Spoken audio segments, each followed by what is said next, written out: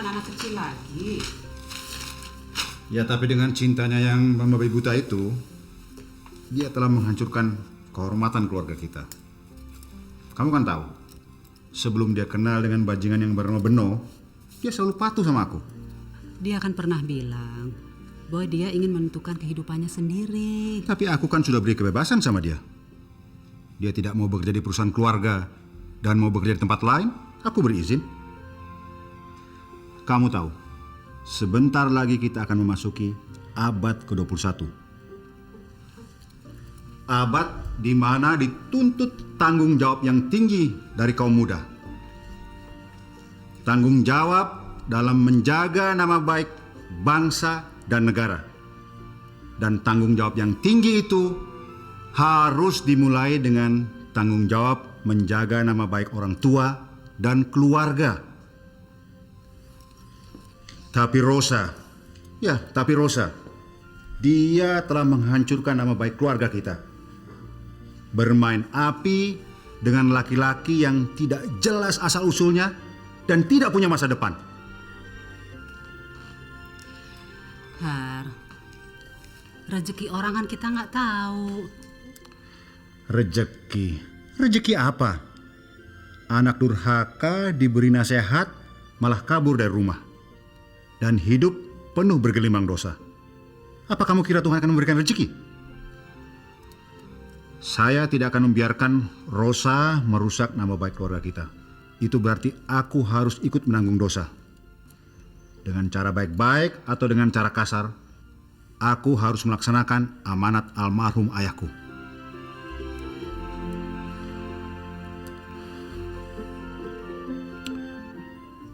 Oke, aku pergi dulu.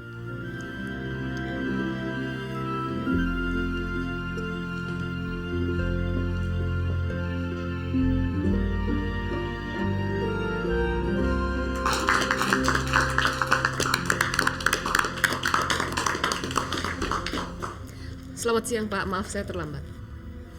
Sari, Iya Pak. untuk kesekian kalinya kamu terlambat. Maaf Pak, soalnya suami saya... Saya tidak mau lagi mendengar bahwa suami kamu menyebabkan kamu datang terlambat ke kantor. Demi kebaikan dan kekompakan kerja tim, saya pikir sudah tiba saatnya kamu untuk memilih karir atau keluarga.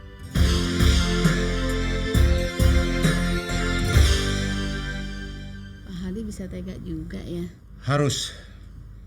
Saya harus tega. Dan dalam berbisnis, kita harus bersikap tegas. Kalau dalam menjalankan perusahaan ini saya tidak menggunakan tangan besi.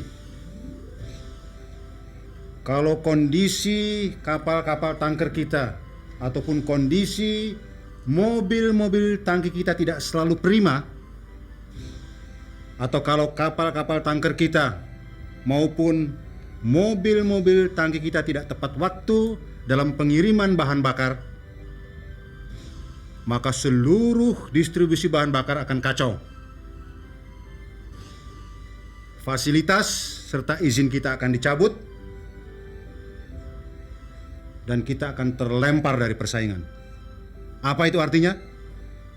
Saudara-saudara dan saya akan jadi penganggur. Dan kalau sampai hal ini terjadi, maka kesalahan pertama ada pada Nyonya Sari.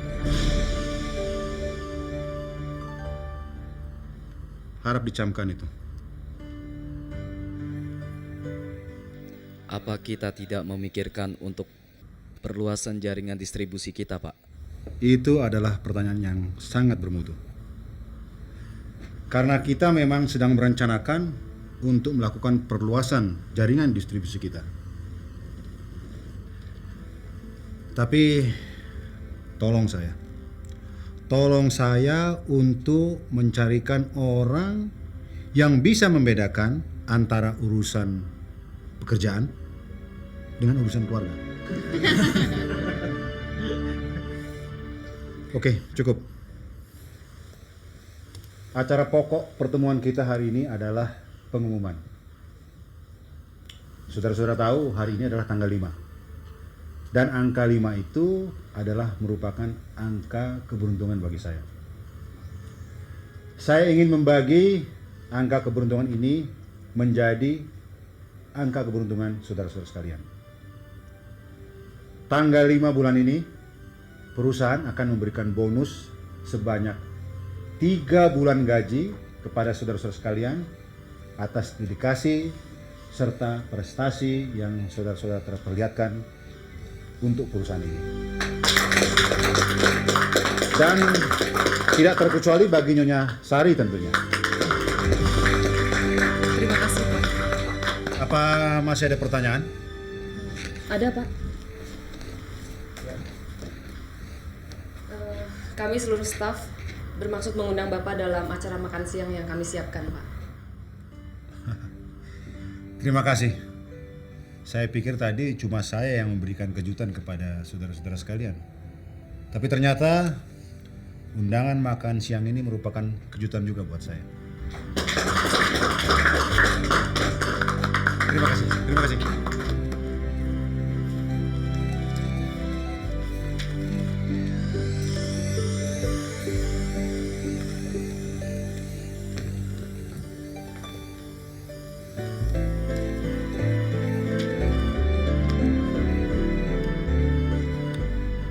Titik lemah dalam perusahaan adalah disiplin. Padahal dalam setiap aspek kehidupan, disiplin adalah hal yang teramat penting. Bahkan Islam mengajarkan kita disiplin dengan cara mewajibkan kita semua untuk melaksanakan sholat 5 waktu. Dalam kaitannya dengan pekerjaan, disiplin itu adalah peraturan. Dan peraturan itu dibuat untuk dilaksanakan dan dipatuhi. Saya harap Anda bisa memakluminya. Ya, Pak. Lalu apa acara saya hari ini? Siang ini sesudah makan siang, Bapak ada appointment dengan Dirjen Pertambangan, Pak. Kemudian dengan Yakaya Masang, dan terakhir Bapak ada meeting dengan Komisaris Bank Arta Amerta, Pak. Baiklah kalau begitu. Tolong kamu teleponkan sekretaris beliau dan katakan saya pasti datang. Baik, Pak. Terima kasih, Pak. Sari, Iya, Pak. sebentar. Kalau seandainya malam ini kamu ada waktu, saya ingin mengundang makan malam kamu dan suami kamu ke rumah. Bagaimana? Oke? Tentunya kamu bingung, karena baru saja saya dengan tegas dan tega mengatakan bahwa kamu harus dapat memisahkan antara suami dan pekerjaan. Karena kamu terlalu sering datang terlambat ke kantor. Tahu-taunya sekarang saya mengundang kamu dan suami kamu untuk makan malam di rumah. Dan saya juga minta maaf karena waktu pesta pernikahan kamu saya tidak bisa datang. Kan kamu tahu, saya sedang di Bali untuk sebuah seminar. Tidak apa-apa, Pak. Saya juga sudah lupa kok. Tapi saya tidak bisa melupakannya. Oleh karena itu, sekali lagi saya mengundang kamu dan suami kamu untuk makan malam di rumah. Dan kamu harus datang. Baik, Pak. Terima kasih, Pak. Jangan terlambat lagi ya. Saya usahakan, Pak. Setelah ini saya akan ke Pak Dirjen dan selanjutnya saya akan mengecek pool mobil tangki kita. Siang, Pak. Siap.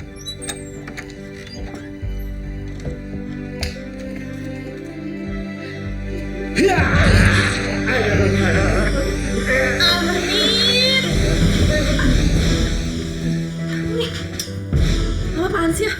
Bikin orang kaget aja. Untung saya nggak pingsan. Mau perkosa aja deh. Iya, saya yang memang mau memperkosa kamu.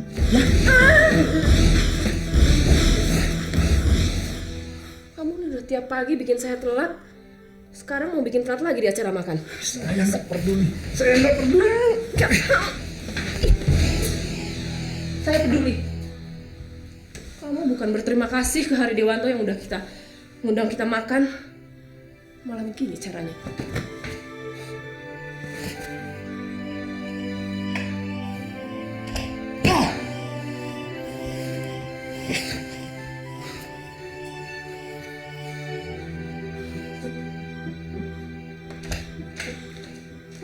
Ya ampun, kamu tuh bukannya cepet-cepet malah nyantai begitu. Kenapa sih kamu? Sekarang ini sedang bulan purnama, Sari. Kata orang, kalau kita melakukan saat bulan purnama sedang naik, kamu itu bisa hamil. Saya tuh belum hamil karena belum diizinkan Tuhan. Jadi nggak ada hubungannya sama bulan naik atau bulan turun. Tapi kita kan harus berusaha. Kamu nggak tahu sih bagaimana teman-teman kantor mengejek saya. Kata mereka semua, saya ini hanya punya pistol kosong. Alah, omongan kayak gitu kenapa mesti didengerin? Kamu bisa bilang begitu, tapi kan saya yang setiap hari ketemu dengan mereka, bergaul dengan mereka. Saya kan sudah bilang, kenapa kita nggak ke dokter? Mungkin ada yang nggak beres. Saya juga sudah bilang tidak. Kamu sendiri kan tahu, saya ini dari keluarga yang subur. Tapi kita Sar, 5 tahun menikah, tapi kamu tidak bisa memberi saya anak karena kamu perempuan yang mandul.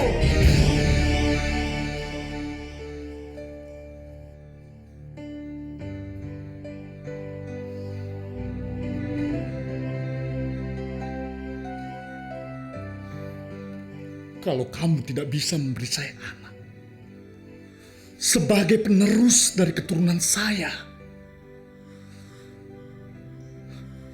berarti kamu perempuan yang gagal sebagai istri.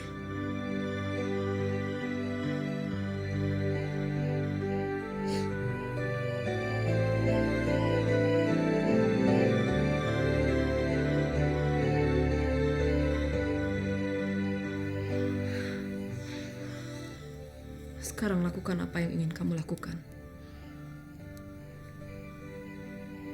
Asal jangan tinggalkan saya.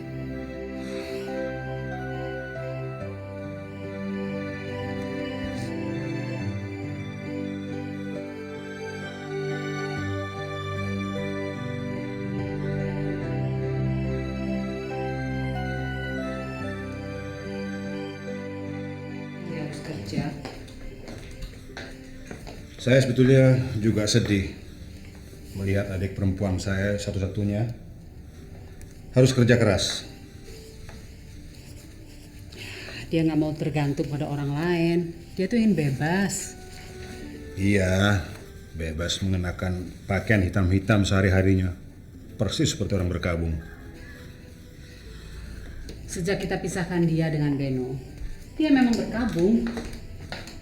Hanya janda yang ditinggal mati suaminya yang berbuat demikian. Kamu kan tahu, si Beno itu bukan suaminya. Kita mungkin bisa menguasai kehidupan seseorang, tapi kita tidak mungkin menguasai hatinya. Kita nggak bisa memaksakan kehendak kita, Har. Beno menghilang karena tekanan kita juga. Sebetulnya saya tidak ingin melakukannya. Karena saya tahu tindakan saya itu sangat kejam. Dan saya yakin tidak ada seorang pun yang akan memujinya. Tapi demi masa depan Rosa, seseorang harus melakukannya. Dan kebetulan keharusan itu berada di pundak saya. Saya tidak ingin hidup saudara saya satu-satunya dihisap oleh parasit yang bernama Beno itu.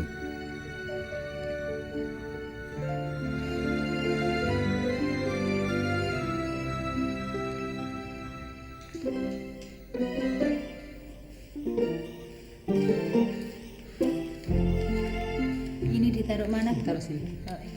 Kalau udah kamu siapin podengnya. Baik, Bu.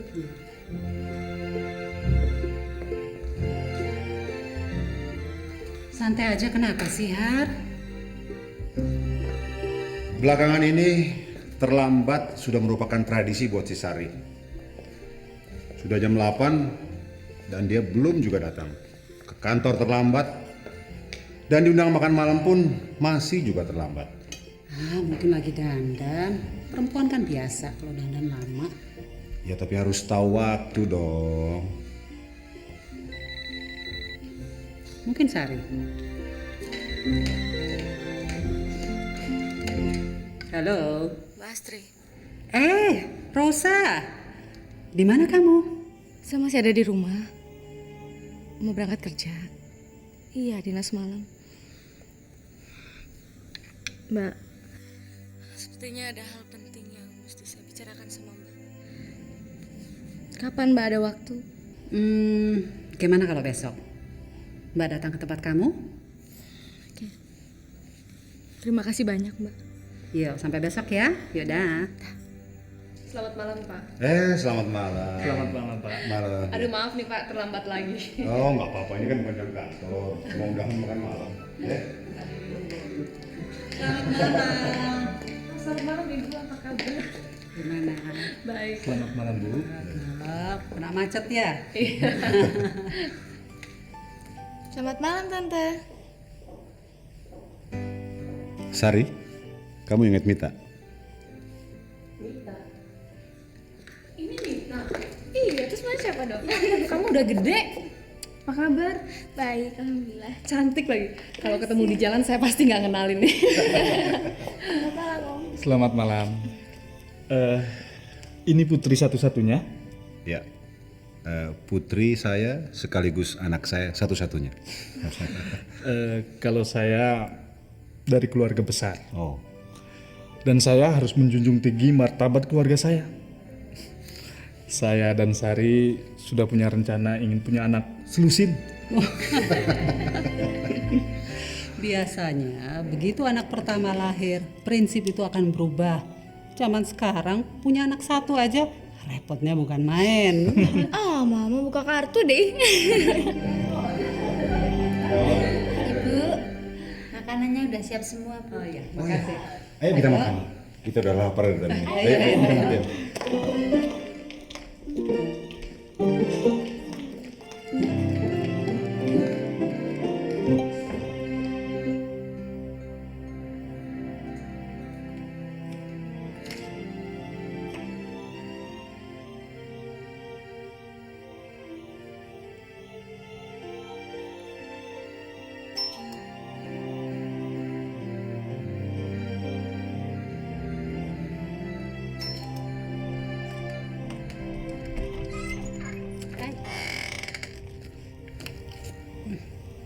Gimana? Ada masalah?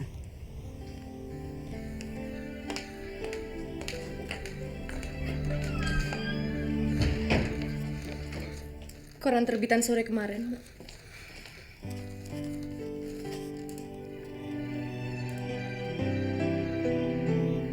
Beno, Dia pernah bilang kalau saya meninggalkan dia akan menghancurkan kehidupannya.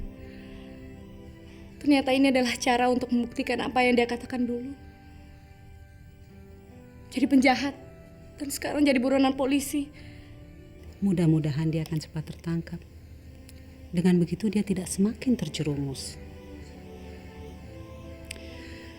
Ya, kita harapkan penjara akan membuat dia sadar bahwa dia telah melakukan hal yang salah. Justru penjara telah menenggelamkan dia dalam dunia kejahatan. Kalau dia sekarang jadi buronan karena merampok sebuah toko kecil, bukan tidak mungkin dia akan melakukan kejahatan yang lebih besar. Dia akan dihukum mati. Berarti saya yang bunuh dia, Mbak. Rosa, kamu jangan menyalahkan diri kamu sendiri. Saya tidak menyalahkan diri saya. Justru saya yang salah. Waktu saya lari sama Beno, kami bahagia.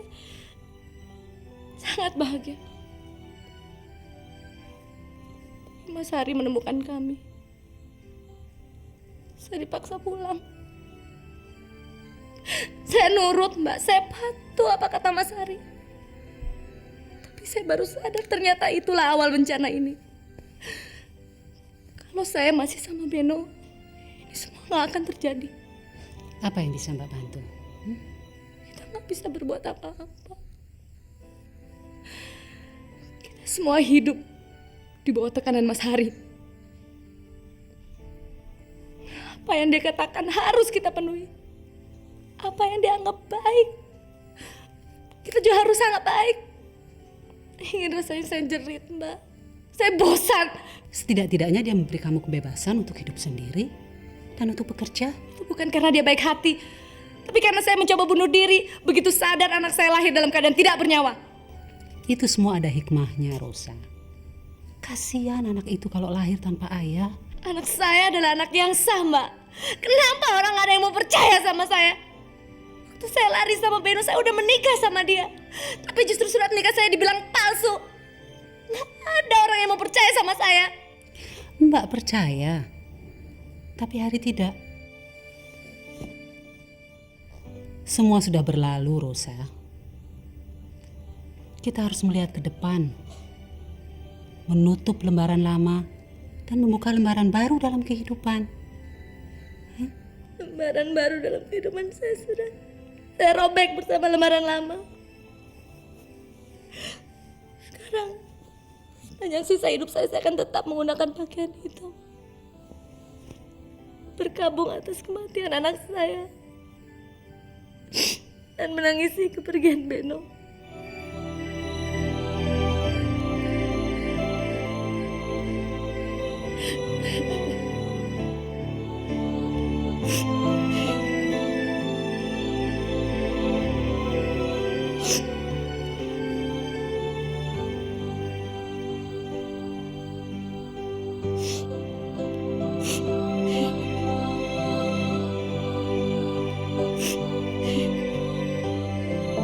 Jangan sampai ketinggalan update terbaru dari MVP Entertainment ID dengan subscribe atau klik tanda lonceng di bagian kanan.